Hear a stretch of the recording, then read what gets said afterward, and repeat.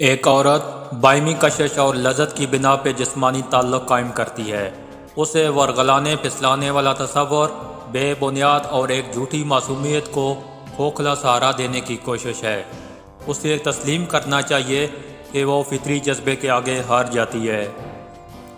شاعری ذہن کو وسعت دیتی ہے، رسمیں کردار کو جلا بخشتی ہیں، موسیقی من کے میل کو دور کرتی ہے۔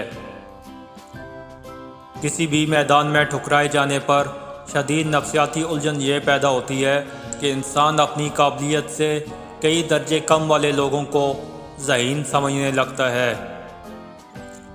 دنیا کی سب سے تیز چھری کا نام عقیدت ہے، جو عقل کی شاہراہ کاٹ دیتی ہے۔ عقیدت ایک خطرناک کیفیت ہے جو پتھر کو معبود، بندوں کو خدا، عزت لوٹنے والے بابو کو پیر اور قاتل کو ہیرو بنا دیتی ہے۔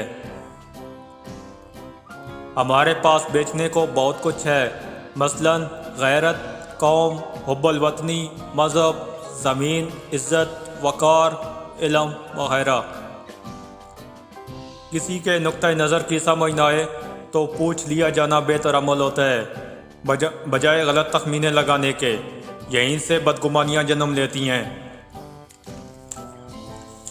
زندگی کبھی بھی حالات کی وجہ سے ناقابل برداشت نہیں ہوتی۔ ایسا تب ہوتا ہے جب اس میں معنی اور مقصد نہ رہے۔